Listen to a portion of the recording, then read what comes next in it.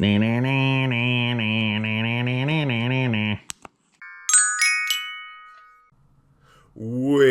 past strange. Ze Arigo, possessed by the ghost doctor. Fact: a Brazilian hillbilly who had no business being a doctor healed millions of people. His main surgical instrument was an old kitchen knife. He also claimed to have performed psychic surgery using only his hands. More strange is the fact that this man took no credit for what he did, claiming that he was possessed by the spirit of a long-dead German doctor from World War I.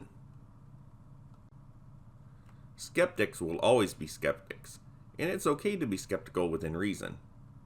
When it comes to Ze Arigo, though, one would be stupid not to admit that something way past strange was going on. Meet Joe from the Sticks. His real name was Jose Pedro de Freitas, but everyone called him Ze Arigo. This nickname translates to Joe from the Sticks.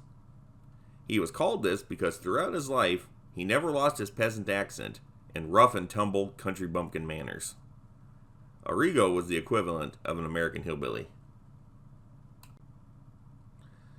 It appears Jose did not mind this nickname, and to millions of people, it was like speaking the name of a saint. He was definitely well liked, and also known as the Surgeon of the Rusty Knife. Ze was born on October 18, 1921, in the Brazilian town of Congonhas do Campo, in the state of Minas Gerais. He was one of 10 children. Throughout his life, Ze Arigo was deeply Catholic. He was also generous to a fault. From early childhood, Ze experienced severe poverty.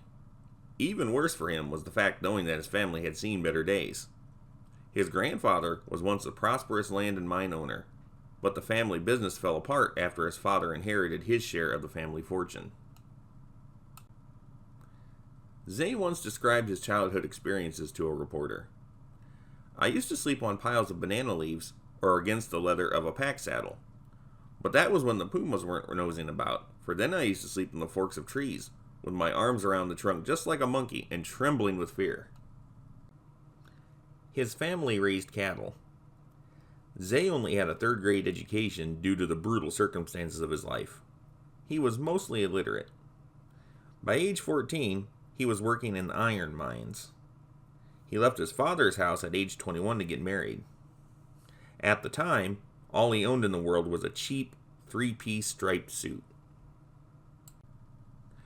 Meet Dr. Fritz. Around 1950, when he was 28 or 29, Ze had some weird stuff going on that was getting worse by the day. He suffered from depression, headaches, insomnia, and when he slept, nightmares, sleepwalking, trances, and hallucinations. His nights were tortured with a mysterious voice and strange visions of a bald white man in a medical gown, surrounded by mist, supervising other doctors and nurses and carrying out various operations. The local doctors were of no help to Ze. This entity that haunted him actually started to seem friendly. He decided to give in to the spirit. Later that year, the spirit introduced himself as Dr. Adolf Fritz. He was a German surgeon who died in 1918 during World War I. Dr. Fritz attached himself to Ze, and from that moment on, the Brazilian hillbilly became the ultimate healer. All of his ailments had stopped once he accepted Dr. Fritz. Did Dr. Fritz exist? So far, no evidence has been found that Dr. Adolf Fritz existed. This doesn't mean that he didn't exist. It was a long time ago, and accurate records were not always kept. Plus, his existence may have been purposely kept off the record by Germany. Someone with his skill set was very valuable, and if made known to the enemy, would be a prime candidate for assassination. Another possibility is that this friendly spirit just made up his Dr. Fritz identity. If that's the case, then who, or what, was Dr. Fritz? Could he have been an angel or something else? Ze's claim to fame. Ze was still working in the mines in 1950 when a state senator running for re-election by the name of Lucio Bittencourt invited him and some other miners to attend a rally in the city of Belo Horizonte. Ze was staying at the same hotel as the senator. Bittencourt had recently learned that he had a tumor on his lung that required immediate treatment. After the rally, he was going to fly to the United States to undergo surgery. That night, Ze came into Bittencourt's room in a trance, carrying a razor. Bittencourt fainted. When the senator came to the next morning, he found his pajama top slashed, blood on his chest, and a neat incision in his ribcage. Ze was not with him. The senator went to Ze's room and asked him what was going on. Ze remembered nothing, but he helped Bittencourt to a taxi which took him to his doctor. After taking a series of x-rays, the doctor informed him that the cancerous tumor had inexplicably disappeared. Bittencourt, overwhelmed by his miraculous cure, started talking about Ze Arigo to his friends and associates, even including it in his political speeches. This led to instant fame for Ze. Business as unusual. Ze's reputation, thanks to Senator Bittencourt, spread far and wide. After that, people came to Ze Arigo in droves. People who didn't trust regular doctors, or who hadn't previously found help in their situations, came to Ze. There was one proviso, however. Ze could not heal himself or relatives. He wasn't allowed to be selfish with this gift. The office was located in Ze's hometown of Congonhas do Campo. It was called the Jesus of Nazareth Spiritist Center. He worked free of charge. Ze had absolutely no medical knowledge himself, and never claimed as such. He always gave Dr. Fritz the credit. He was perhaps the most unconventional doctor who ever lived, but his routine never varied. Every day, at 6 in the morning, he went to his clinic where his patients were waiting. He would ask them to leave the waiting room for a few moments. When they returned, they found the country bumpkin looking and acting like a professional doctor. He always explained to his patients that he was performing as an agent for the spirit of Dr. Adolf Fritz and was not himself the actual healer.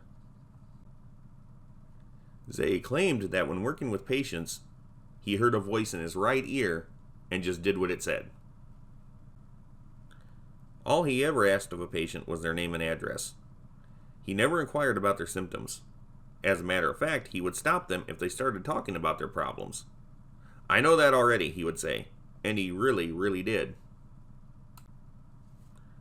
Every day, upwards of 1,500 people would swarm Ze Arigo's humble office. 200 patients a day would be one of his slow days. His procedures were very quick, ranging from 5 seconds to a few minutes. By 11 a.m., Ze would close his clinic because he had to go to his part-time job. This is how he made his living. At 2 p.m., he would reopen his clinic. The set closing time for the day was 6 p.m., but it was not uncommon for him to work until midnight. The room was small, with a junky table and chair. He used his hands, a rusty old kitchen knife, and sometimes a pair of scissors. It was entirely unsanitary and seemingly dangerous conditions, but only good things came from this place. Also important to him was a worn-out crucifix he carried in his pocket at all times. He took out the crucifix when he needed it. Patients came from all over Brazil with various ailments. Ze did not disappoint them. This unimpressive-looking man in his unimpressive-looking office provided only miracles to the roughly 1 million people who saw him in a 20-year period. He would always operate in bright light. He also invited anyone who was interested to come and watch his surgery, including other doctors. There was little bleeding, and the patients would feel no pain. There was no need for stitches. Wounds would heal remarkably fast. No patient ever became infected, despite the very unsterile conditions. How unsterile? He covered the floor with newspapers and used that as his operating table. By all rights, this shouldn't have led to positive outcomes, but it always did. Weird things happened in the operating room. Healing with his hands, painless surgeries, that's pretty impressive. But it isn't all that went on with Ze Arigo. A dentist named Carlos Pareños de Costa Cruz, whose sister-in-law Sonia had been suffering, told of an absolutely amazing encounter with the good doctor. Sonia had been diagnosed by several physicians, including her own father, with cancer of the liver. The condition was considered inoperable. Out of desperation, Sonia, her father, and her brother-in-law Carlos went to see Ze at his office. They waited in line like everyone else. When Sonia's turn came, before she could say anything, Ze told her she had cancer of the liver and he would perform a quick operation. Before she or her relatives had any idea what was going on, Ze had her down on the newspaper-covered floor. He took his penknife and made a quick incision into her liver. Carlos and the girl's father expected to see massive blood loss, but only saw a mere trickle come out of the wound. That was weird, but we're not done yet. Ze took his pair of scissors and stuck them in the wound. There was no pain from Sonia, and no more blood. Ze took his hands away, and the scissors moved on their own. In only a few seconds, Ze pulled out the scissors, reached into the wound, and removed the tumorous growth from the liver. Ze slapped the tumor in Carlos' hand. He wiped the incision with a piece of cotton, quickly placed a crucifix against it, and the wound healed up, without stitches. Sonia was dazed, but in no pain. She was able to get up and walk around. She was cured. A biopsy of the tumor later confirmed it was indeed cancer. Both Carlos and his father-in-law were men of science, but they had no explanation for what they saw or what had happened. Other people, including more doctors, claimed to see the scissors moving by themselves in other operations. When a wound would start to bleed a little too much for Ze's liking, he would simply say, "Lord, let there be no more blood," and the bleeding would stop. Blind people could see again. People who could barely walk were now throwing away their crutches. Out of all the patients he treated, not one died because of his ministrations. Not one person even had his or her condition worsened because of his actions. Ze Arigo, or Dr. Fritz, depending on how you look at it, was the greatest doctor who ever lived. No one could possibly have a problem with this guy, right? The doctors versus Ze Arigo. Understandably, licensed doctors should have been concerned. However, concern quickly turned to pettiness. Doctors from Rio de Janeiro, Sao Paulo University, and Minas Gerais Medical Academy all watched him at work. They were baffled by his methods, but all agreed they were successful. Still, this wasn't boding well for the other doctors. Ze was getting too much business and he was healing people that other doctors couldn't or wouldn't. On 2 different occasions, Ze was prosecuted by the local medical association and found guilty of being a quack, but no one was able to show he was guilty of anything other than practicing medicine without a license. Some people in the Brazilian government and Catholic Church, out to make names for themselves, were also trying to deep-sick Ze Arigo. Thousands of his patients publicly pleaded for the authorities to leave him alone. As a matter of fact, public protest was overwhelming. He also had friends in high places in the government, so that helped his case.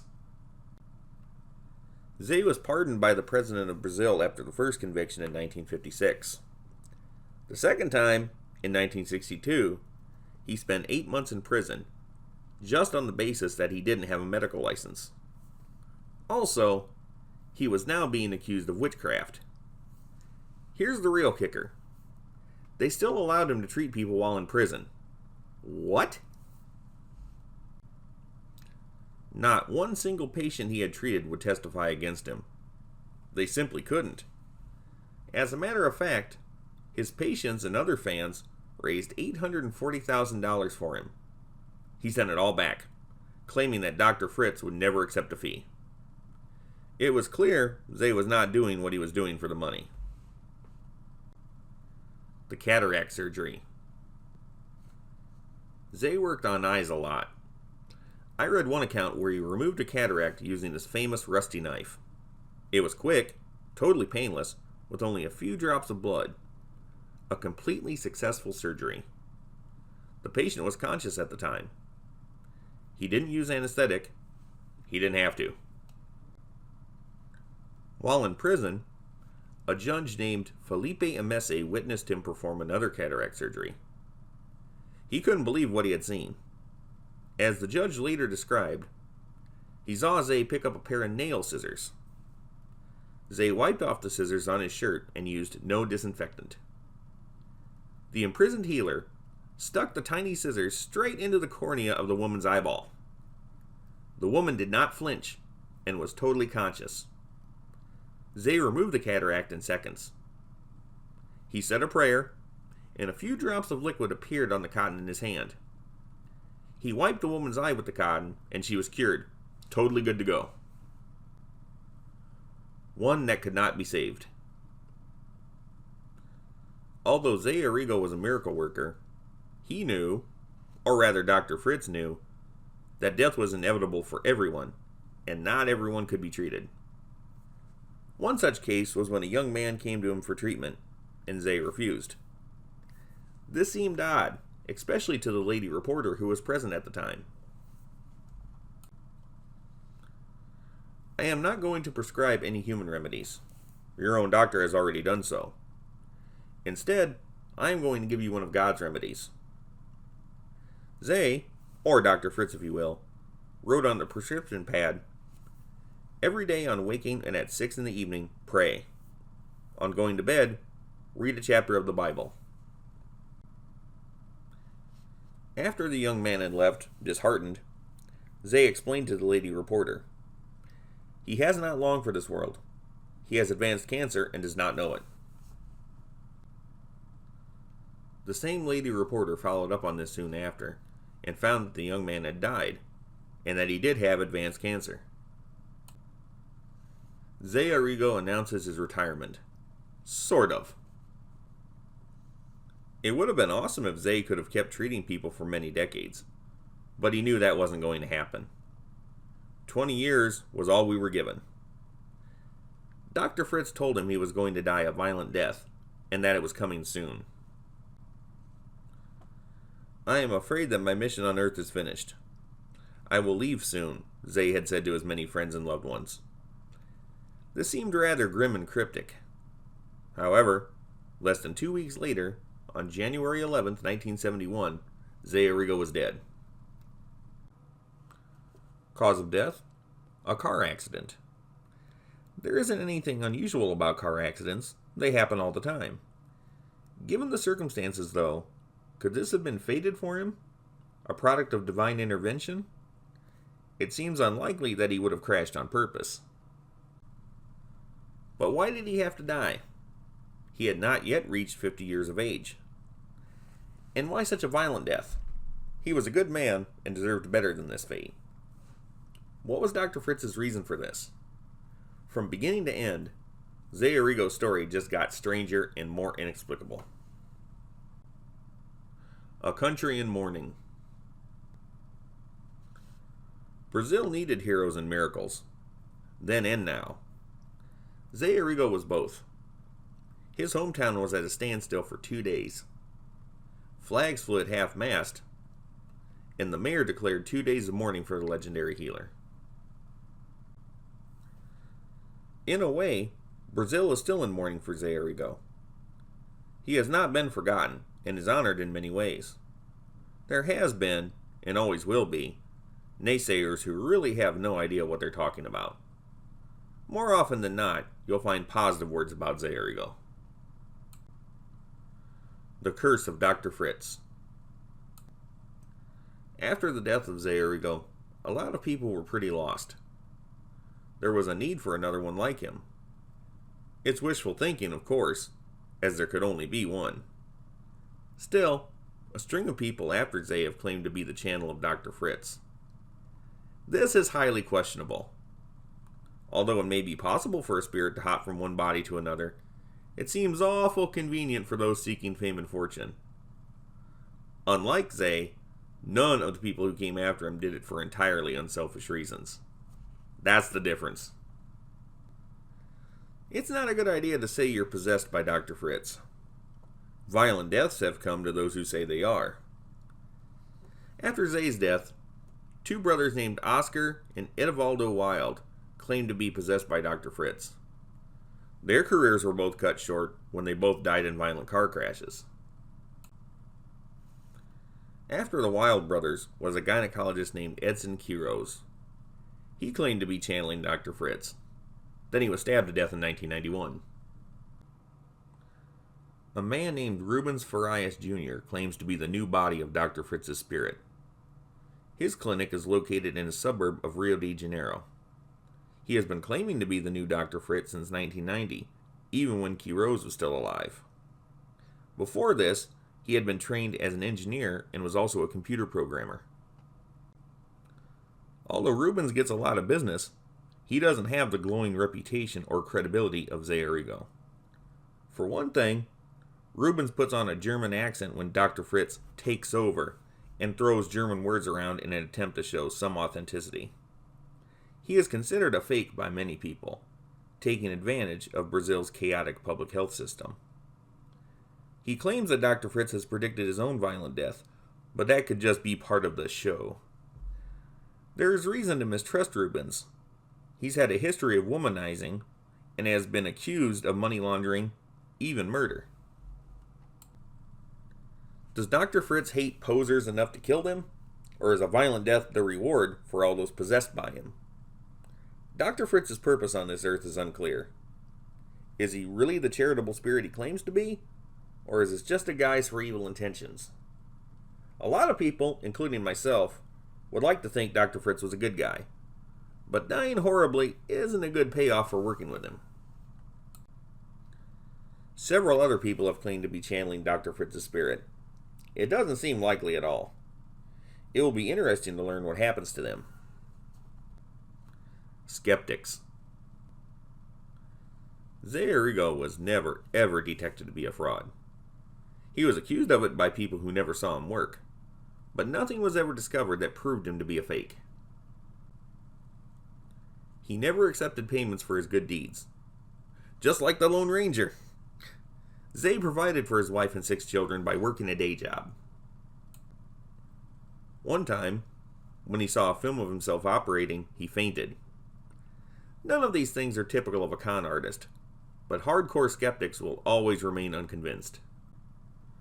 The plain fact is that it would be impossible to fool every one of the millions of people he encountered, especially since many of them were medical professionals or patients who actually felt better because of him. For one thing, he didn't have much education. For another, he didn't seek fame or fortune, even though both of these things were offered to him numerous times. It needs to be known that in all this time, no professional medical body has ever thought it was worthwhile to do a detailed study of Ze Arigo's work, whether to endorse him or disprove his abilities. Nobody knows how he did the things he did, but we know he did them.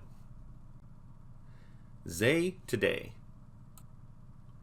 Ze Arigo has been the subject of documentaries and books in his native Brazil. Although he was known in other countries during his lifetime, Ze has always been a Brazilian celebrity.